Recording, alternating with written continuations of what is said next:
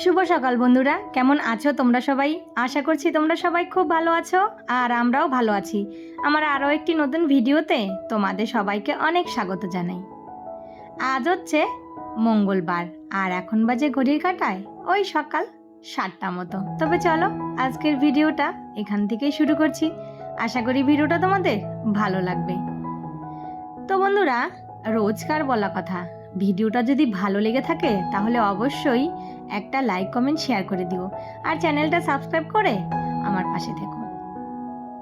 রোজকার মতো ঘুম থেকে উঠে সকালে সমস্ত বাসি কাজগুলো সেরে চান করে পুজো দিয়ে চলে এসেছি কিন্তু ঘরে। এইদিকে এসে হাজবেন্ডের টিফিন করে পাঠিয়ে দিয়ে তারপর এই যে চা আর বিস্কুট নিয়ে বসে পড়লাম। তো কয়েকদিন থেকে না লাল চা খাচ্ছি। কেন বলো তো? ওই যে বলেছিলাম না একটু গ্যাসের সমস্যা হচ্ছে। এই যে পুজো হয়েছে বাড়িতে, তার পরের দিন থেকে শরীরটা খুবই খারাপ, মানে প্রচণ্ড পরিমাণে গ্যাসের প্রবলেম হচ্ছে। তো সেই ভয়েতে আর দুধ চাটা খাচ্ছি না সকালবেলা। তো ভাবলাম যে না, দেখি কয়েকদিন লাল চাটাই খেয়ে দেখি। আর সত্যি বলো, এই সকালবেলা যদি লাল চাটা খাওয়া যায় না, সত্যি ভালো লাগে। আর দুধ চাটা না খাওয়ার সঙ্গে সঙ্গেই একদম মানে অ্যাসিড হয়ে যায়। যাই হোক, এইদিকে চা, দুটো বিস্কুট আর ব্রেড ছিল, সেটা খেয়ে তারপর রান্না বসিয়ে দিয়েছি। তো হাজব্যান্ডের টিফিন কিন্তু পাঠিয়ে দিয়েছি। আর এইদিকে আমি রান্না করব। আজকে তো মঙ্গলবার, আজ তো নিরামিষ। তো কি রান্না করব এটাই ভেবে পাচ্ছি না। তো ঘরে ছিল তোমার কোয়াশ, তো আলু আর কোয়াশ দিয়ে ভাবলাম যে একটু সয়াবিনের তরকারি করি। আর এইদিকে একটু ডাল বসিয়েছি, মুগের ডাল। তো ঘরে তো সয়াবিন ছিল না, তো দোকান থেকে সয়াবিন নিয়ে আসলাম। আর এই সয়াবিনটা একদম ছোট দানা, খেতে এতটা ভালো লাগলো না। যাই হোক, এইদিকে দোকান থেকে এক প্যাকেট দুধও নিয়ে আসলাম, সেটা হচ্ছে এই যে ছোট ছেলের জন্য। তো কয়েকদিন থেকে দুধ আনা হয়নি। তো আজকে এই যে দোকানে গেলাম সয়াবিন আনতে, তো চোখের সামনে পড়লো, তো ভাবলাম যে না, দুধের প্যাকেটটাও নিয়ে যাই। ওইদিকে দুধটাও বসিয়ে দিলাম হাঁড়িতে। আর এইদিকে দেখো, আলু আর কোয়াশটা ভালো করে ভেজে নিয়েছি। তারপর ওই কড়াইতেই না এই যে সয়াবিনটা দিয়ে দিলাম। তারপর সয়াবিনটা ভাজা হয়ে যাবে যখন, নামিয়ে মশলা কষিয়ে তারপর দিয়ে দেবো। তো ওইদিকে না সয়াবিনের জল দিয়ে চলে আসলাম এই যে এই ঘরে। তো এখনো অবধি বিছানাটা তোলা হয়নি। এই যে ছেলে ঘুম থেকে দেরি করে উঠেছে। ছোট ছেলেটা কয়েকদিন থেকে এত দেরি করে ঘুম থেকে উঠে, রাতে জানো তো ঘুমোতেই চায় না। আমরা যতক্ষণ জেগে থাকবো ততক্ষণ অবধি ও জেগে থাকে। আর আমরা এই যে সকালবেলা উঠতে ওর দেরি হয়ে যায়। আমাদের তো তাড়াতাড়ি উঠতেই হবে, কিন্তু ওকে ডেকেই যাচ্ছি, ও কিন্তু উঠতে এই যে দেখো কটা বেজে গেছে। কিছু কিছু বাচ্চারা আছে যারা আবার কি করে, খাওয়া দাওয়ার সঙ্গে সঙ্গে শুয়ে পড়ে। আর এই যে দেখো আমার ছেলেটা, যতক্ষণ না আমি বিছানায় যাব ততক্ষণ ও ঘুমাবে না। তো এদিকে বিছানাটা তুলে তারপর এই যে মানি প্ল্যান্ট গাছের জলগুলো কিন্তু বেশ কয়েকদিন হয়েছে পাল্টানো হয়নি। তো ভাবলাম যে না, জলটা একটু পাল্টিয়ে দিই। আর দেখো একটা গাছের পাতাটাও কেমন যেন লাল হয়ে গেছে। তো এই যে কয়েকদিন পর পর যদি জল না চেঞ্জ করা হয় না, গাছগুলো কিন্তু এই যে দেখো পাতাটা লাল হয়ে গেছে, এই পাতাটা। তো এদিকে আমার সয়াবিনের তরকারিটাও কিন্তু একদম কমপ্লিট হয়ে গেছে। আর নামানোর আগে ওই যে ধনেপাতা এনেছিল, আর এখন ধনেপাতার যেই দাম, না গন্ধ আছে, শুধু দামটাই সার।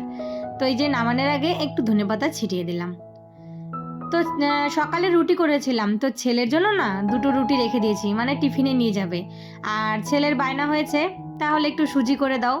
তো এদিকে একটু সুজি আর সাথে রুটি দিয়ে টিফিনে দিয়ে দেবো। এর মাঝে কিন্তু আমার রান্নাবান্না কমপ্লিট হয়ে গেছে। তো এদিকে ছেলে দুটোকে এখন খেতে দিয়ে দিব। তারপর আমি একটু খাওয়া দাওয়া সেরে ছেলেকে দিয়ে আসবো আবার স্কুলে। তো এদিকে রান্নাঘরটা পরিষ্কার করে নিয়েছি আর এদিকে টিফিনটাও গুছিয়ে ফেলেছি। তো এদিকে খাওয়া দাওয়া শেষ হয়ে গেছে। আর এইদিকে দেখো ছেলে চান টান করে একদম খেয়ে দিয়ে রেডি। আর এইদিকে ওর টিফিনটা এই যে আমি ব্যাগে ভরে দিচ্ছি আর জলের বোতলটাও দিয়ে দিলাম। তো ওইদিকে ও টিভি দেখছে বসে বসে, আর এইদিকে ততক্ষণে আমি একটু ভাত খেয়ে নিই। আজকে আমাদের এখানে উল্টো রথ, ইচ্ছা আছে একটু মেলা যাওয়ার। তো এদিকে সমস্ত কাজবাজ সেরে তারপর রাতের বেলা ভাবছি একটু ছেলেকে নিয়ে মেলা যাব। আর আমার বড় ছেলে কালকে কিন্তু মেলায় ঘুরে এসেছে, তো ওকে বলেছি আজকে তুই বাড়িতে থাকবি, আমরা দুজন মেলায় যাব। এখন বাজে 7:30। তো আজকে হচ্ছে আমাদের এখানে রথের মেলা, মানে আমাদের এখানে দুটো মেলা হয়, তো কালকে একটা হয়ে গেছে আর আজকে। তো আমি আর এই যে আমার সোনু দুজনে মিলে যাচ্ছি মেলাতে। আর এদিকে আমিও রেডি হয়ে পড়েছি। তো এই যে একটা ড্রেস পরেছি আর হচ্ছে ছাতা নিয়ে গেলাম। কেন বলো তো, এর আগের দিন মেলায় গেছিলাম, তো অর্ধেক রাস্তা থেকে বৃষ্টি ধরেছিল, তো ভাবলাম যে আজকে না, ছাতাটা নিয়েই যাই। তো চলো মেলায় গিয়ে দেখা হচ্ছে। তো মেলায় গিয়ে কি করি না করি সেটা সবটাই তোমাদের সঙ্গে শেয়ার করব। তো চলো চলো বাবা, তো চলো মেলায় গিয়ে তারপর তোমাদের সঙ্গে কথা হচ্ছে।